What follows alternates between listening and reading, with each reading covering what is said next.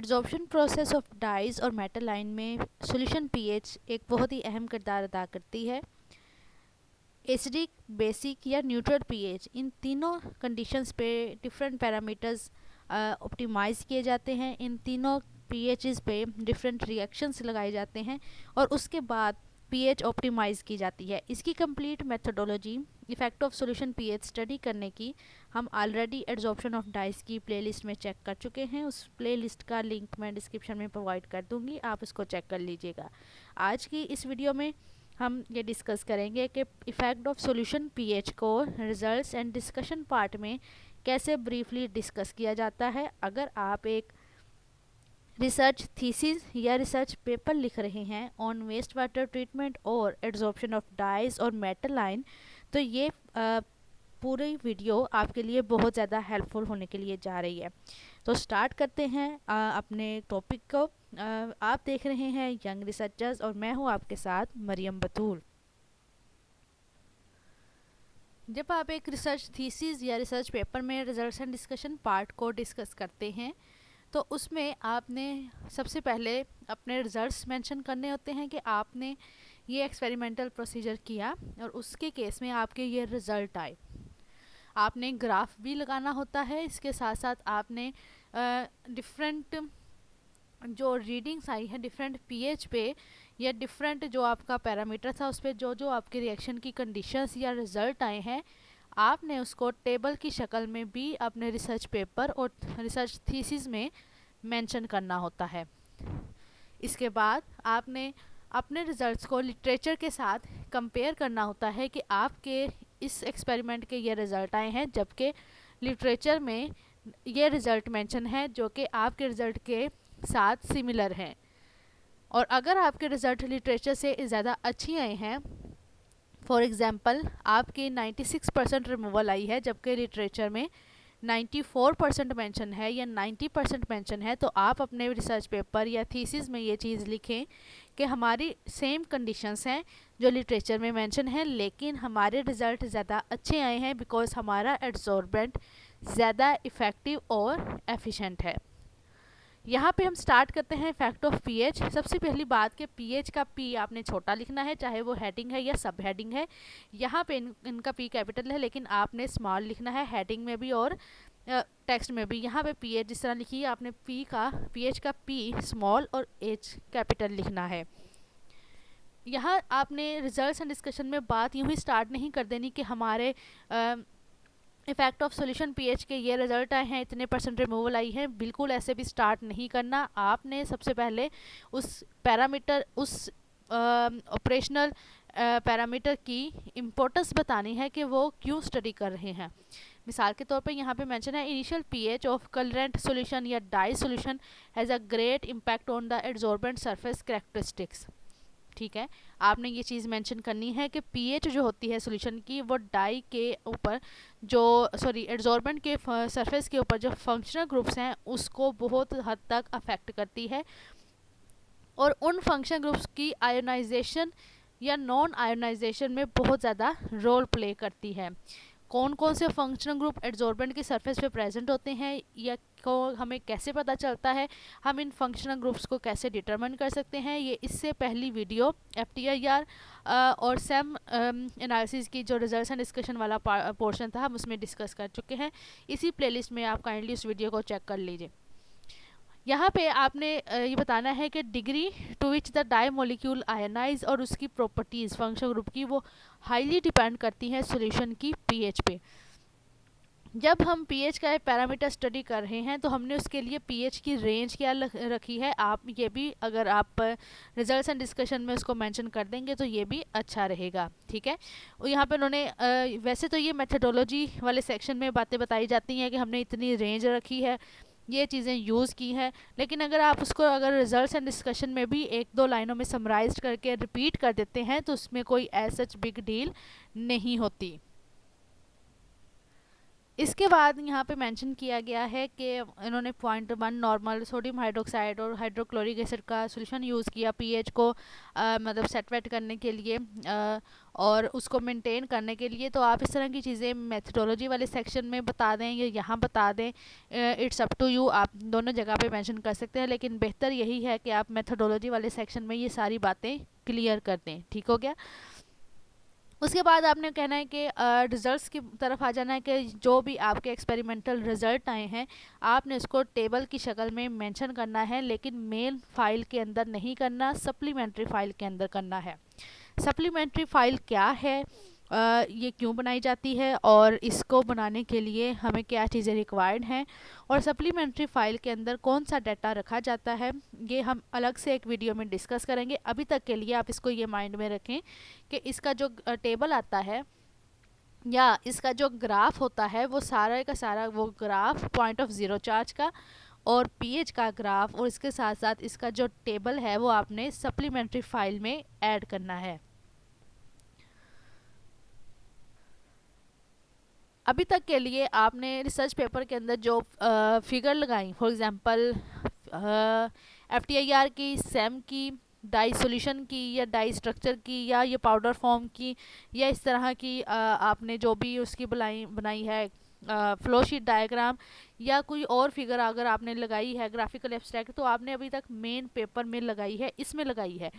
लेकिन जो operational parameters हैं, effect of pH, effect of adsorbent dose, effect of contact time, effect of dye concentration, effect of solution temperature, इसके अलावा different isotherm model जो भी आप स्टडी करोगे उनके ग्राफ, उनके टेबल, इसके अलावा काइनेटिक मॉडल्स के सारे ग्राफ, सारे टेबल्स और थर्मोडाइनेमिक्स के ग्राफ और टेबल, ये सारी चीज़ें और रीजनरेशन स्टडी का जो भी टेबल होगा या डीज ऑप्शन का या इफेक्ट ऑफ एनाइन कैटाइन, ये सारी की सारी चीज़ें आपने सप्लीमेंट्री फाइल में ऐड करनी है। ठीक है। यहाँ पे एक चीज़ मैं आपको क्लियर कर दूं कि अभी तक आप जो यहाँ पे फिगर की नंबरिंग कर रहे हो वो इस पेपर के हिसाब से करनी है। मिसाल के तौर पर ये आपकी जो फिगर नंबर ग्राफिकल एब्स्ट्रैक्ट की नंबरिंग नहीं होती, आपने ग्राफिकल एब्स्ट्रैक्ट को नंबर नहीं करना। ठीक है, ये आपने एज सच लगाना है, ग्राफिकल एब्स्ट्रैक्ट की हेडिंग दे के आगे ये इमेज लगा देना है। उसके बाद आपने पहली स्ट्रक्चर अगर फॉर एग्जांपल डाई की स्ट्रक्चर फार्मूला की लगाई है तो वो फिगर 1 है।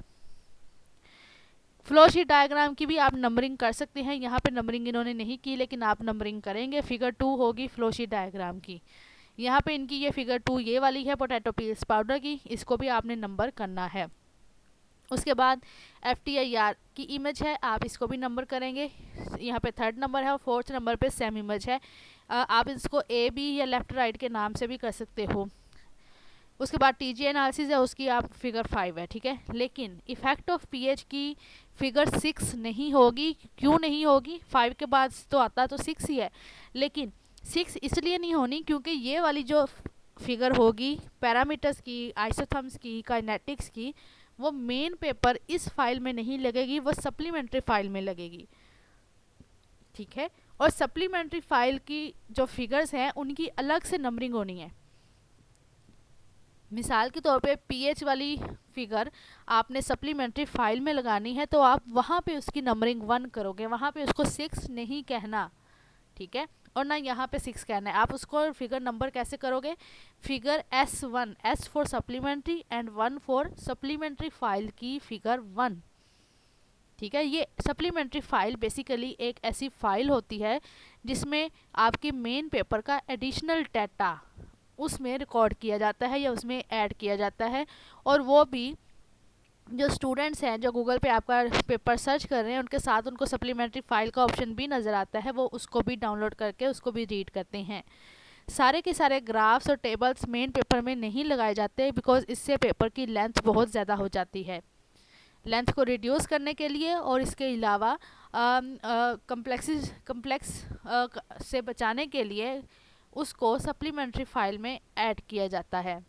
तो आपने यहाँ पे क्या करना है, जितने भी ऑपरेशनल पैरामीटर्स हैं उनकी सारी फिगर सप्लीमेंट्री फाइल में ऐड करनी है। उसके बारे में मैं अलग से वीडियो बना दूंगी कि सप्लीमेंट्री फाइल में उनको कैसे ऐड करना है। अभी तक के लिए आप उसको एक अलग वर्ड फाइल में सेव करते जाओ। और उनकी नंबरिंग करते जाओ, फिगर 1 S1 फिगर S2। यहाँ पे पीएच के पैरामीटर में आपके दो तरह के ग्राफ होंगे, एक पीएच वर्सेस परसेंटेज एड्जॉर्प्शन या परसेंटेज रिमूवल, जो हम ऑलरेडी एड्जॉर्प्शन ऑफ डाइज की प्लेलिस्ट में चेक कर चुके हैं, और दूसरा ग्राफ आपका पॉइंट ऑफ ज़ीरो चार्ज का होगा, इसको भी हम एड्जॉर्प्शन ऑफ डाइज की प्लेलिस्ट में चेक कर चुके हैं, आप वहाँ से इसको चेक कर लीजिएगा। ठीक हो गया। इफेक्ट ऑफ पीएच में अब बेसिकली हमने क्या करना है कि जब ये सारी चीज़ें बता देंगे, हम ये भी बता देंगे कि हमने इसका ग्राफ और इसका टेबल सप्लीमेंट्री फाइल में लगाया है। अच्छा, सप्लीमेंट्री फाइल में टेबल्स जितने लगाएंगे उनकी अलग नंबरिंग करनी है, 1 2 3 सो ऑन, और फिगर्स की भी 1 2 3 सो ऑन अलग से करनी है। दोनों को इकट्ठा नहीं कर देना, जैसे फिगर S1 है तो उसका टेबल टेबल S1 होगा, ऐसे नहीं करना। जैसे सीक्वेंस के हिसाब से टेबल आते जाएंगे उस हिसाब से टेबल्स की नंबरिंग, और जिस तरह सीक्वेंस से फिगर्स आती जाएंगी उस तरह फिगर्स की नंबरिंग करते जाना है। ठीक है। यहाँ पे वो कह रहे हैं results are shown in figure S1, Congo red absorption decreased as pH rises या पीएच इंक्रीज्ड। यहाँ पे वो ये कहना चाह रहे हैं कि जैसे जैसे पीएच ज़्यादा करेंगे, कोंगो रेड डाई जो एनाइनिक होता है, नेगेटिव होता है, उसकी एब्जॉर्प्शन कम हो रही है। यहाँ पे बात ये समझने वाली है। अब ज़रा इस वीडियो को ज़रा ध्यान से सुनिएगा। मैं हर दफ़ा आपसे कहती हूँ कि वीडियो को काइंडली एंड तक पूरा देखा करें, बिकॉज किसी ना किसी पॉइंट पे मैं आपको कोई ना कोई टिप और कोई मेन बात बता देती हूँ जो कि वीडियो के शुरू और एंड पे भी नहीं बताती। ठीक है। और ये भी ज़रूरी नहीं है कि मैं वीडियो के एंड पे कुछ ना बताऊँ, सारी बातें स्टार्ट में बता दूँ। तो मेक श्योर कि वीडियो का हर पार्ट लाजमी सुना करें, ध्यान से सुना करें, इसी में आपका फ़ायदा है। यहाँ पे वो ये कहना चाह रहे हैं कि कोंगो रेड डाई उसकी एड्जॉर्प्शन जो है वो कम हो जाती है जैसे जैसे हम पीएच ज़्यादा करते हैं। पीएच ज़्यादा करने का मतलब क्या है, उसको बेसिक पीएच की तरफ लेके जा रहे हैं। Basic pH mean 6 7 8 9 10 11 12। ठीक है। और परसेंटेज एड्जॉर्प्शन कम होने का मतलब क्या है कि डाई एड्जॉर्ब नहीं हो रहा एड्जॉर्बेंट की सरफेस के ऊपर। क्यों नहीं हो रहा, उसको समझने के लिए हमें डाई की नेचर को समझना होगा। डाई यहाँ पे है Congo red. Congo red dye basically एक एनाइनिक डाई है, इसके ऊपर नेगेटिव चार्ज होता है, इसके ऊपर नेगेटिव चार्ज होता है। जो बात मैं बताने जा रही हूँ उसको ध्यान से सुनिएगा। यहाँ पे हमने लास्ट वीडियो में FTIR ग्राफ स्टडी किया, उसमें हमने क्या देखा, ये हाइड्रोक्सिल ग्रुप इन्वॉल्व है एड्जॉर्प्शन में, बिकॉज उसका ये ब्रॉड यहाँ पे बैंड आया था और आफ्टर एड्जॉर्प्शन वो बैंड कम हो गया। यहाँ से आपको एक चीज़ क्लियर हो रही है कि हाइड्रोक्सिल ग्रुप नेगेटिवली चार्ज है, हाइड्रोक्सिल ग्रुप नेगेटिवली चार्ज होता है। ठीक है। और डाई क्या है, वो भी नेगेटिवली चार्ज है। आई एम रिपीटिंग कि यहाँ पे जो फंक्शनल ग्रुप जो एड्जॉर्प्शन कर रहा है इट हैज़ नेगेटिव चार्ज, और जो डाई जिसने आके इसके साथ बॉन्डिंग डेवलप करनी है उसके ऊपर भी कौन सा चार्ज है, negative charge. Negative charge dye का और नेगेटिव चार्ज इस फंक्शन ग्रुप का, ये तो आपस में एक दूसरे को रिपेल करेंगे। जब रिपेल करेंगे तो एड्जॉर्प्शन होगी नहीं, लेकिन जब इन दोनों के दरमियान कोई ऐसी चीज़ आ जाएगी जो इन दोनों को जोड़े रखेगी, तब उनके दरमियान इंटरेक्शन डेवलप होगा। ठीक है। और वो कौन सी चीज़ होगी, वो होंगे hydrogen ions, H positive ions. ये हाइड्रोक्सिल ग्रुप है जो कि नेगेटिव चार्ज है जिसके ऊपर, यहाँ पे होगा H पॉजिटिव आयन, जो H पॉजिटिव आयंस जो एसिडिक मीडियम में मौजूद होते हैं। बेसिक मीडियम में हाइड्रोक्सिल आयन होते हैं, OH नेगेटिव आयन ज़्यादा होते हैं, जबकि लो पीएच एसिडिक पीएच पे H पॉजिटिव आयंस ज़्यादा होते हैं। यहाँ पे H पॉजिटिव आयन ज़्यादा होने की वजह से नेगेटिव और यहाँ पे पॉजिटिव चार्ज डेवलप होगा, फिर उसके ऊपर फिर नेगेटिव डाई आएगा। मीन्स टू से H पॉजिटिव आयंस लो पीएच के एक्ट करेंगे बाइंड करने के लिए फंक्शनल ग्रुप को और डाई को, उनके दरमियान स्ट्रॉन्ग इंटरेक्शंस डेवलप करवाने का किरदार अदा करेंगे। समझ आई कुछ। उसके बाद क्या होगा कि जब उनके दरमियान इंटरेक्शन डेवलप होगा तो उनकी एड्जॉर्प्शन होती रहेगी, यानी कि डाई स्ट्रक्चर ब्रेक होती रहेगी। लेकिन ये कहाँ किस कंडीशन में हो रहा है? जब लो पीएच है, एसिडिक कंडीशन है। जब पीएच ज़्यादा कर देंगे, जब पीएच ज़्यादा कर देंगे मीन्स टू से बेसिसिटी बढ़ा देंगे, हाइड्रोक्सल आयन कंसंट्रेशन ज़्यादा कर देंगे, OH नेगेटिव आयन और ज़्यादा कर देंगे। तो पहले भी OH नेगेटिव आयन है, फिर OH नेगेटिव आयन और ज़्यादा कर दिए, फिर नेगेटिव चार्ज ज़्यादा कर दिया और डाई भी नेगेटिव है, तो भाई एड्सॉर्प्शन क्या खा कौन नहीं है वहाँ पे।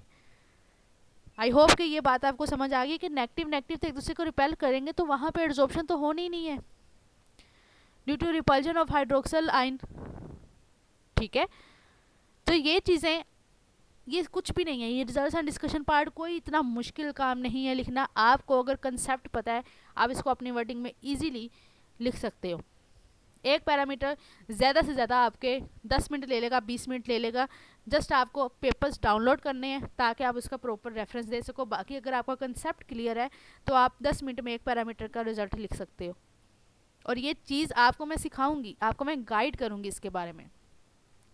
मिसाल के तौर पे यहाँ पे अगर हम देखें तो क्या कह रहे हैं, कॉन्गोरेट डाई एड्सॉर्प्शन की जो एड्सॉर्प्शन है परसेंटेज वो कम हो रही है जैसे जैसे पीएच ज़्यादा कर रहे हैं। क्यों? क्योंकि ज़्यादा करने से क्या हो रहा है कि हायर पीएच, बेसिक पीएच में क्या होता है, इलेक्ट्रोस्टैटिक रिपल्जन होती है नेगेटिवली चार्ज एड्सॉर्बेंट की सरफेस और नेगेटिवली चार्ज या अनायनिक डाई के दरमियान। जबकि लो पीएच में क्या होता है, उनके दरमियान इंट्रैक्शन डिवेलप होता है। और इंट्रैक्शन डिवेलप क्यों होता है? Because H positive ions, hydrogen ion adsorbent की सरफेस के ऊपर आके OH के साथ बाइंड हो जाते हैं और OH प्लस कन्वर्ट कर देते हैं OH नेगेटिव आयन को OH प्लस आयन में, जिसकी वजह से सरफेस हो जाती है पॉजिटिवली चार्ज और उसके ऊपर नेगेटिवली चार्ज डाई का इजीली इंटरेक्शन या एड्सॉर्प्शन डेवलप हो जाती है।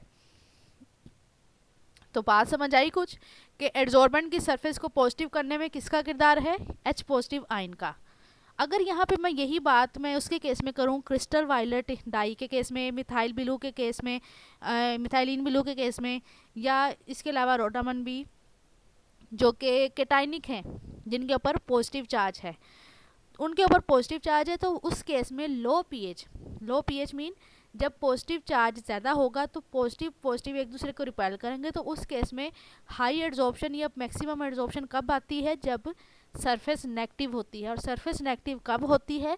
जब पीएच बेसिक होती है, क्योंकि बेसिक में हाइड्रोक्सल आयन कंसंट्रेशन ज़्यादा होती है और उसकी वजह से जितने हाइड्रोक्सल आयन ज़्यादा होंगे, जितनी नेगेटिव चार्ज जितना ज़्यादा होगा, सरफेस के ऊपर भी नेगेटिव चार्ज उतना ज़्यादा होता जाएगा, जिसकी वजह से नेगेटिव चार्ज सरफेस और पॉजिटिवली चार्ज डाई के दरमियान इंट्रैक्शन डेवलप होंगी और मैक्सिमम चांसेस होंगे या मैक्सिमम एड्सॉर्प्शन होगी डाई मॉलिक्यूल्स की।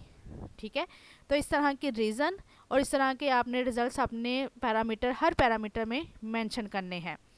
उसके बाद आपने इनके आगे पेपर का रेफरेंस, प्रॉपर रेफरेंस भी लाजमी मेंशन करना है, जैसे यहाँ पे दिया गया है।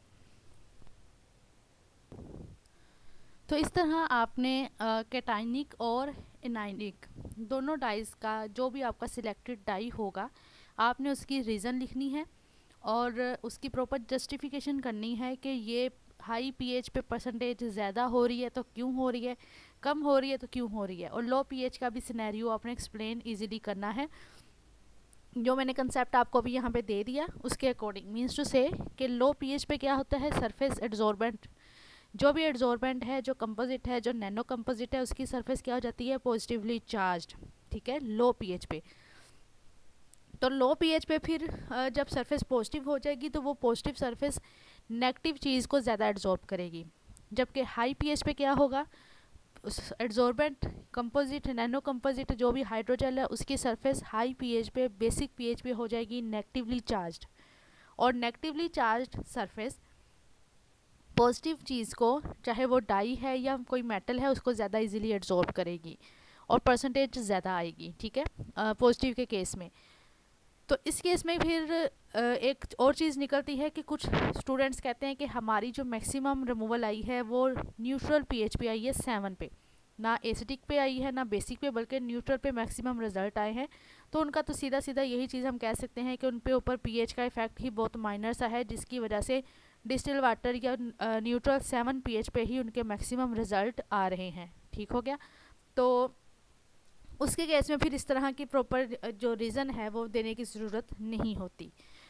यहाँ पे फिर ये सारी रीज़न्स मेंशन करने के बाद आपने ये चीज़ें मेंशन करनी है कि आपके रिज़ल्ट भी, एक्सपेरिमेंटल रिज़ल्ट जो इफ़ेक्ट ऑफ पीएच को बता रहे हैं वो किस फिगर में है, किस टेबल में है। ठीक है, आप उनको मेंशन करेंगे। उसके बाद आपने पॉइंट ऑफ ज़ीरो चार्ज वाली जो एक्सप्लेनेशन है कि पॉइंट ऑफ ज़ीरो चार्ज जो आपने कैलकुलेट किया है, डिटरमिन किया है, इसको हम ऑलरेडी डिटेल में एड्जॉर्प्शन ऑफ डाइस की प्लेलिस्ट में चेक कर चुके हैं। आप उस प्लेलिस्ट को चेक कर लीजिएगा। इसके अलावा मेथोडोलॉजी वाले सेक्शन में भी हम इसको ब्रीफली डिस्कस कर चुके हैं कि इसको राइटअप कैसे करना है, और यहाँ पे हम उसका रिज़ल्ट डिस्कस करेंगे। आपने ये उनका स्टार्ट लेना है कि पॉइंट ऑफ ज़ीरो चार्ज ये जो बेस्ट वे होता है किसी भी सॉल्यूशन के पीएच को के इफ़ेक्ट को स्टडी करने का, और इससे हमें एड्जॉर्बेंट की वो पीएच पता चलती है जहाँ पे एड्जॉर्बेंट के ऊपर कोई चार्ज नहीं होता या उसकी सरफेस न्यूट्रल होती है। इसकी डिटेल, इसकी डेफिनेशन की तरफ मैं नहीं जा रही बिकॉज हम इसको काफ़ी दफ़ा डिस्कस कर चुके हैं एड्जॉर्प्शन ऑफ डाइस की प्लेलिस्ट में विद प्रॉपर रेफरेंस और रीज़न। यहाँ पे मैं उसको रिपीट नहीं करूँगी बिकॉज इससे वीडियो फिर ज़्यादा लंबी हो जाती है और फिर स्टूडेंट को ये मुझसे शिकायत होती है कि मैं बहुत ही लॉन्ग वीडियोस बनाती हूँ। ठीक है, तो यहाँ पे फिर आपने पॉइंट ऑफ ज़ीरो चार्ज को जस्ट मेंशन करना है कि वो कितना है और वो क्यों इतना आया है, उसका आगे रेफरेंस भी आपने देना है। और इसकी figure, point of zero charge की फ़िगर भी आपने सप्लीमेंट्री फाइल में लगानी है और उसका नंबर भी S1 ही होना चाहिए, बट सब नंबर उसका A, B, 1, 2 इस तरह आपने चेंज करना है। मीन्स टू से इफ़ेक्ट ऑफ पीएच के जितनी फिगर्स हैं वो S1 होंगी, लेकिन इफ़ेक्ट ऑफ पीएच और जिसमें हमने एक्स एक्सिस पे पीएच को रखा, वाई एक्सिस पे परसेंटेज एड्जॉर्प्शन को रखा, उस फिगर का नंबर है फिगर S1A। जबकि दूसरी फिगर जो पॉइंट ऑफ ज़ीरो चार्ज वाली है ये भी पीएच में ही आ रही है, इसका भी फिगर S1 ही है, लेकिन आगे इसके B है। मीन्स टू से ये B पार्ट है ये इफेक्ट ऑफ सॉल्यूशन पीएच का ही, बट B पार्ट है और पहले वाला ग्राफ A पार्ट था। तो यहाँ तक आपका ये इफ़ेक्ट ऑफ सॉल्यूशन पीएच, ये सारी चीज़ें आपकी रिसर्च पेपर के केस में ये कंप्लीट हो चुकी हैं कि रिसर्च पेपर में इस इफ़ेक्ट ऑफ पीएच को कैसे लिखना है। अब हम मूव करते हैं रिसर्च थीसिस की तरफ कि रिसर्च थीसिस में इस इफ़ेक्ट को कैसे लिखा जाए। जी तो स्टूडेंट्स, अब हम मूव कर चुके हैं रिसर्च थीसिस की तरफ के रिसर्च थीसिस में इफ़ेक्ट ऑफ सॉल्यूशन पीएच को हमने कैसे लिखना है। तो यहाँ पे आपके सामने ये जो मेरा पर्सनल थीसिस है, जो हम थीसिस की प्लेलिस्ट चेक कर रहे हैं वो ओपन है। तो इसमें भी आप चेक करें तो इफ़ेक्ट ऑफ सॉल्यूशन पीएच, इसमें सारी कंडीशंस वही मेंशन है कि इसको यानी कि ये बहुत इंपॉर्टेंट रोल प्ले करती है सॉल्यूशन पीएच एड्जॉर्प्शन के प्रोसेस में। इसके बाद हमने उसकी परसेंटेजेस देखी। यहाँ पे आपने परसेंटेज भी मेंशन करनी होती है। थीसिस में ज़रा डिटेल डिस्कशन हो जाती है रिसर्च पेपर की निस्बत। आप रिसर्च पेपर में भी परसेंटेज मेंशन कर सकते हैं, जैसे यहाँ पे मेंशन की गई है कि 97.41% आई है पीएच 12 पे। यहाँ पे भी वही रीज़न लिखनी है जो आपने रिसर्च पेपर के अंदर लिखी है। उसके बाद आपने इस तरह का ये टेबल लगाना है रिसर्च थीसिस के अंदर, लेकिन यही टेबल आपने रिसर्च पेपर की सप्लीमेंट्री फाइल में लगाना है, जिसमें एक कॉलम पीएच का है, दूसरा एआई का, फिर एएफ का, फिर सीई का, फिर परसेंटेज रिमूवल का। यहाँ पे ये परसेंटेज के साथ AGE लिखा है, काइंडली आप इस AGE को रिमूव कर दें, सिर्फ परसेंट का साइन आएगा बिकॉज परसेंट का साइन का मतलब ही परसेंटेज है। ठीक है, तो यहाँ पे ये मिस्टेक थी, आप इसको रिमूव कर दें। तो CE कैलकुलेशन कैसे करनी है ये हम ऑलरेडी एड्जॉर्प्शन ऑफ डाइस की प्लेलिस्ट में ये वीडियो चेक कर चुके हैं, काइंडली आप उस वीडियो को चेक कर लीजिएगा। उसके बाद ये टेबल लगाने के बाद पॉइंट ऑफ ज़ीरो चार्ज भी आपने एक्सप्लेन करना है, जैसे कि यहाँ पे बताया गया है पॉइंट ऑफ ज़ीरो चार्ज। इसकी एक्सप्लेनेशन हम एड्जॉर्प्शन ऑफ डाइस की प्लेलिस्ट में जो वीडियो अपलोड की थी उसमें भी चेक कर चुके हैं कि ये लेस देन और ग्रेटर देन इक्वल टू 8 इसका क्या मतलब है, या ये कैसे इसको लिखना है, राइटअप कैसे करना है, ये उस वीडियो में हम ऑलरेडी डिस्कस कर चुके हैं। यहाँ पे मैं उसको रिपीट नहीं कर रही। आपने इस तरह का ग्राफ, आप इस ग्राफ के अंदर ही दूसरे ग्राफ को, ये पॉइंट ऑफ ज़ीरो चार्ज को मर्ज कर सकते हैं या अलग अलग लगाना चाह रहे हैं तो इट्स अप टू यू, आप इसको अलग अलग भी लगा सकते हैं। बाकी सारी चीज़ें वही हैं, आपने सारी कंडीशंस वही जो ये सारी रिज़ल्ट और रीज़न जो पेपर में मेंशन किए वही यहाँ पे किए हैं, बट डिफरेंस ये है कि थीसिस में ये टेबल और फिगर थीसिस के अंदर आ रही है, जबकि रिसर्च पेपर के केस में ये सप्लीमेंट्री फाइल में मूव कर जाती है। आप इसको पेपर के अंदर नहीं ऐड करते, ठीक है, मेन फाइल के अंदर ऐड नहीं करते। और उसके बाद आपने इस तरह रेफरेंस भी देने हैं, और अगर आप इस तरह की लाइन अगर लिखना चाह रहे हैं कि similar results have been reported by this one, तो आप उसका इस तरह लाइन को भी एडजस्ट कर सकते हैं। लेकिन अगर आप जस्ट रेफरेंस देना चाह रहे हैं तो इट्स अप टू यू, ये भी ओके है, ये भी दिया जा सकता है। तो रिसर्च पेपर या रिसर्च थीसिस में इफेक्ट ऑफ सॉल्यूशन पीएच को कैसे समराइज करना है, कैसे लिखना है, ये हमने आज की वीडियो में चेक किया। इससे अगली वीडियो में हम अदर पैरामीटर्स को डिस्कस करेंगे कि उनके रिजल्ट्स एंड डिस्कशन पार्ट को रिसर्च पेपर और रिसर्च थीसिस में कैसे लिखा जाता है और कैसे इसको समराइज किया जाता है। मिलते हैं अगली वीडियो में एक न्यू इंटरेस्टिंग टॉपिक के साथ। तब तक के लिए इजाज़त दीजिए। अल्लाह हाफिज़।